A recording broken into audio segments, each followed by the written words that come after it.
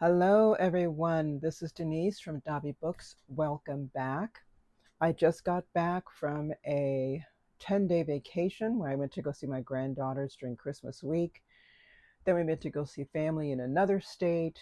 And then we came home and we went through a real planes, trains, and automobiles kind of vacation. We flew down to our first destination to be with my granddaughters and my son. And then we we rented a big old pickup truck, super deluxe model. It was a lot of fun. I've never been in a big, huge pickup truck like that. And then we took a plane to our second destination, rented another big old fancy pickup truck, had to drive a few hours to get to this family member's house. And then instead of flying back home, we took a train. We took an Amtrak train back to California. And it was a neat experience. I really enjoyed that vacation. But of course, I forgot to bring my mask with me. I try to use a mask when I'm on the airplane, for example, or in a crowded airport. And then once we're out in the open and doing whatever, I don't worry about it because I always tend to get a cold or a flu during this season. And I normally take the precautions, and I forgot my mask. It was sitting right there on top of my dress. And I was like, oh, well, I hope I'm okay. And I wasn't. So I've got my water just to keep myself from going into hacking cough. And let me cover with you first what my granddaughters got me for Christmas. Now, I think the ones that were shopping, the oldest one is 12, but the other ones are 9 and 7 and 5. And I think they had a big, huge say in the decisions because I love my gifts. So here's the first one. They got me a big old box of Sharpie highlighters. Isn't that great? And they got me pastel speckle gel ink pens. I could just see them getting all excited, to pick out these things for Mama Nisi. And then they got me this bright pink journal. Well, at least they know me. They know I like to go to places like Staples, and I like journals and pens and stuff. So perfect choices. And then they got me this, a mini waffle maker. Isn't that exciting? I just love it. A mini waffle maker. That's perfect. Now I can make the hubby mini waffles. And last but not least, they got me party glasses. I wonder whose idea this was. Isn't that just great? So those are the Christmas presents that my girls got me. And now, and last but not least, let me correct this, a jar of Nutella. And I'm going to add this to my little jar of jam. I don't know if they gave me that little jar or not, but it's going to be added to the collection. My girls are very thoughtful. Okay, now, what I did when I was there is I took the girls to a Barnes and Noble. Whenever they visit me, we spend a day at Barnes and Noble. I buy them books and stuff. And I was over there, and I said, I'm going to take you to Barnes and Noble, and you're going to be getting yourselves a couple of books and whatever, and you're just going to have fun. So that was one of the 2 shopping days, and my husband survived both. So these are the books that I found. A Barnes and Noble, and then, oh gosh, the other bookstore I went to was on the last day that I was there. We were just trying to kill time before our flight. We were due to go to the airport for our flight. And my oldest granddaughter had told me about a bookstore that she loved called Lemuria. I hope I have the name right. And it's in Mississippi, and I can't remember the town, but it'll hit me. I'm going to post the pictures of Lemuria here for you so you can see it. It does have a website. It is absolutely a fantastic bookstore, privately owned. I would strongly encourage you all, if you're ever in Mississippi, and I will put on there with the pictures, the town in Mississippi that Lemuria is located in, so you can take a peek at it. I signed up for their first book club, and I also have the option of getting those first books signed. So I just have to let them know what my interests are, and they keep me posted via email. So that is a really cool I was very excited about that. So I'm looking forward to January's announcement to see what it's going to be. Now, let me show you the books I got at Lemuria and Barnes and Noble. Okay, first the ones I got at Barnes and Noble, because I'm going to be reading through all the presidents of the United States. Like a fellow news, oh gosh, forgive me, I'll post her name. She's reading all the biographies of the presidents of the United States, and she's been at it for like 10 years now. It inspired me. So, of course, I'm already working on George Washington, and the next one in line is John Adams. So I happened to find a biography of John Adams by David McCullough. So I got this one that I can add to my president's collection. It was great. And my granddaughter, my 12-year-old, the one that loves to read, I'm so proud. She's the one that showed me around. What do you like, Mama Nisi? And I told her, she goes, okay, that's over in this section, and those are over in that section. I'm so proud. Okay, and the next one I got was The Life and Selected Writings of Thomas Jefferson, including the autobiography, the Declaration of Independence, and his public and private letters. And this is a Barnes and Noble publication, I believe. No, the Modern Library Classics. I thought this would be really neat. So now I've got the first three. I've got Washington and Adams and Jefferson. So that was really neat. And both books are kind of chunky. So those are the two I got there. And at Lemuria, I saw a book as I came in, and I thought, this would be perfect because I'm in Mississippi. I might as well get this. It's a book by Shad White. I believe he's a journalist, and he discovered some corruption going on. And he wrote a book. Now, I remember hearing about this when it first came out because Brett Faber's name came up. And around that time happened to be when I was visiting my son on a separate occasion. And I was listening to it and thinking, oh my gosh, come on. But anyway, this book is all about it. It's called Mississippi Swindle. And it talks about how, I don't know if it was a senator. It says, this riveting expose tells the story of a small group of people who misappropriated and misdirected federal money intended for some of the poorest inhabitants of our nation's poorest state, and a sprawling conspiracy that stretched from Mississippi to Malibu. So these government officials were pocketing the money that were supposed to be going to help those who truly, truly needed it. I thought, that's perfect. I'm in a bookstore in Mississippi, and I'm going to get this book. I am fascinated because this really sparked my interest. And these are the bookmarks that I got from, let's look at it, Lemuria Bookstore. And there's no location. It's in Jackson, Mississippi. Isn't that the neatest? And it has the little thingy here. Oh, it says, hello, I'm a real bookmark. This is really neat. So Lemuria Bookstore, and I'll give you all the information down in the description if it's not on the screen so you can see that. So those are the 3 books that I got while on vacation. And then I was reading 3 books on my Kindle while on vacation because I'm reading those other 3 books that I covered in a previous video. And I really didn't want to bring even one of them because I thought, it's just more stuff to carry. And I just try to keep things light because, as you know, we may get there, we may have packed perfectly and have this lovely carry-on that we take with us on the plane, but it's coming back. We just get stuff, and then we got to try to find room in the suitcase or room in the big bag that we're carrying.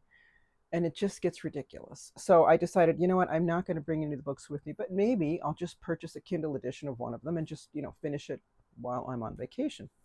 And what I ended up doing is just getting, I think, 3 different books and just working my way through them.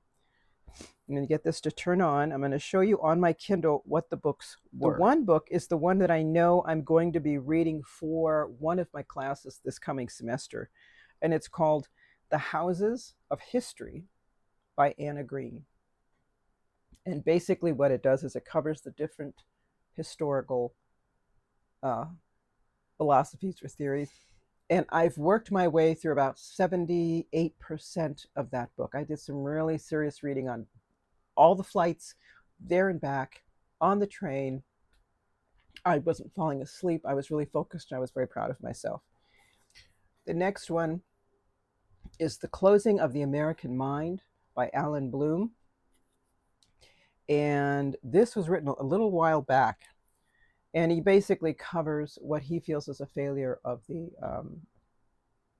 universities here in the United States, that they're teaching more towards the job rather than what universities used to be, was to teach students how to live, how to think and reflect and search within themselves. He felt that this was a great service that universities were doing for their students, because then they were sending out individuals who were equipped for the world in more ways than one, not just in their personal life, because he believes that unless a person knows how to reflect and think and discuss intelligently, that we send them into this world empty-handed, so that they're always looking for that something that's missing out there, and that sends them in all these wrong directions. And he goes into little by little when it comes to books, when it comes to relationships, when it comes to the teachers, when it comes to, and he goes through all these different topics: books, music, relationships, and he talks about nihilism, American style. Part 3, he goes into the university, and then he brings up all these long traditional university practices that he feels has been lost. I know there are a few of these universities that still exist. Some were just started brand new because other individuals felt the same way, but they were unable to find universities here that taught in that manner, so they started their own. Now, the one that I have over here in California is Thomas Aquinas College. They follow that same traditional format, and they read the great books and they discuss them. And rather than being lectured, the professor is their tutor, so he directs them to bring that discussion on a level that just what's the word? He guides them. So I knew about this book a while back. I don't know if I purchased the actual hard copy. I may have it on my shelves, but I thought this might be a good time, since I'm a captive audience and I have nothing really to distract me, that I should read it. So I've been working my way through that. And the next one that I read, so reading 3 at a time, let's see. I saw a show on YouTube, and they were talking about an author named Thomas Piketty, who earlier in the 2000s wrote a book entitled Capital in the 21st Century. And what I believe is a German author. And they kept talking about how he was able to write about the topic of economics on a level that was so understandable and easy to read. They said the flow, the style was wonderful. Everybody who had read the book that was talking about the book on the show talked about how well this author spoke or wrote about a commonly data-driven topic, that he really was able to present it to a lay audience in a manner that they can understand. And then they discussed some of the topics, and it's many of the things that we're facing today. Piketty was addressing the wealth disparity, which I think, let's say if he wrote this in 2017, roughly, I think he did, he was seeing this is coming and this is happening. This is what's happening in Europe, and this is what's happening in the United States. And now, of course, we're right in the middle of that because it came rolling downhill, and now we're going to be really seeing what this gentleman was trying to tell us is coming about. And the fact that they said he was writing about this topic, this often complex topic, on a level that anyone could understand, drew me into it. So I ended up getting this book as well, and I've been reading through it. There were parts of it I didn't go to. The first part of the book was very informative, and that's what I would recommend you do. And then I kind of skimmed over the middle section, and now I'm in part 3, the last section, which I'm reading through, chapter by chapter on that part. It's really a wonderful book, so I would recommend it. It's called Capital in the 21st Century by Thomas Piketty, and I'll provide the information for you in the description below.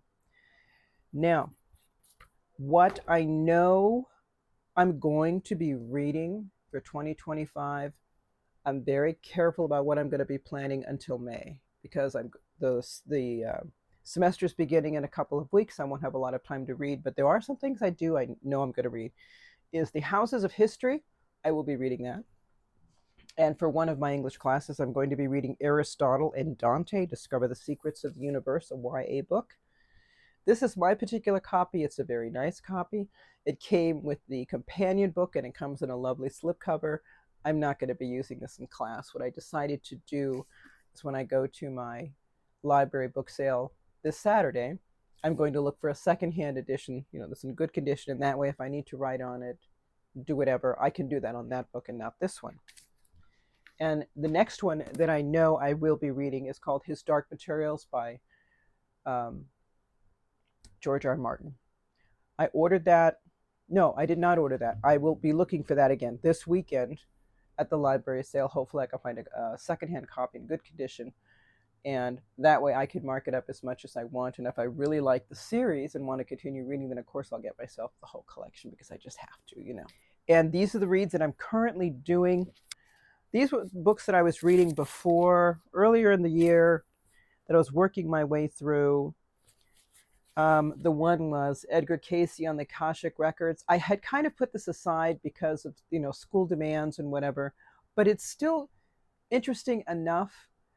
This isn't a book that you would read cover to cover. Pick what's interesting and then read through. So I think I've pretty much done that with this book. The other one I was reading is Life After Life by Raymond A. Moody, Jr. This is fascinating. I'm still reading through this. I need to just pick it up again and finish it. It really is an interesting book. I think this is an updated version of the original. I don't know if this has been revised. It has a new forward.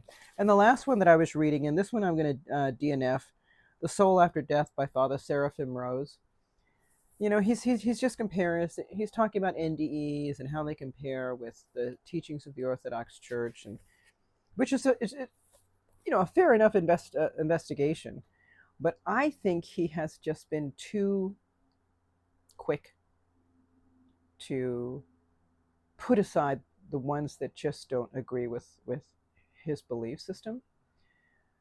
But I think when we research something, we're willing to kind of put aside our biases and just look at the facts and just see how the information itself lays out how, just trying. I don't think he put aside his biases. I think it could have been done better, I think.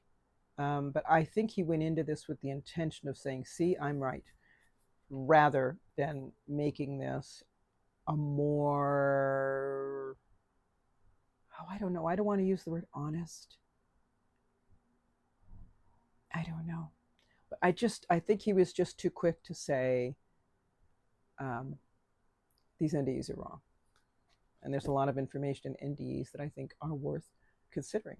So this is my DNR, and these other two, I will get back to them. This one I think I'm pretty much done with, and Life After Life is the one that I do want to finish. I'm reading so many books, people. So this would be 2, 3, 4, 5. Here's the Trivium, The Liberal Arts of Logic, Grammar, and Rhetoric by Sister Miriam Joseph. This reminds me of the grammar books I read in a Catholic school. Very complete. That's the right word. Very complete. If any of you have ever gone to a Catholic school growing up, it was pretty rigorous. And this reminds me of those grammar classes. Now, obviously, I wasn't paying very close attention, but back then, because I'm reading some of these and thinking, oh yeah, that's right. This is a slower read. I'm wondering how far I'll get into this or what I'm going to skip over to get to the next section. But this is very complete. It's a good book. It's an excellent resource. And I think that's it, people. I'm going to be working through 1, 2, 3, 4, 5 books, plus the 3 that I have on my Kindle. That's crazy. 8 books. I only started with 5, didn't I? Right after the semester ended, I still finished my 5 books, and I'm very excited. And now I've just kind of gone overboard, which is about what I do normally. Okay, that is it, everybody. I hope you had a lovely new year, and I hope the rest of this year is one filled with gratitude and community. Let's stick together and support each other and talk about those things that make us happy and help us to deal with perhaps some difficult times. Let's be there for each other. I love you all. Take care, and I will talk to you next week. Bye-bye.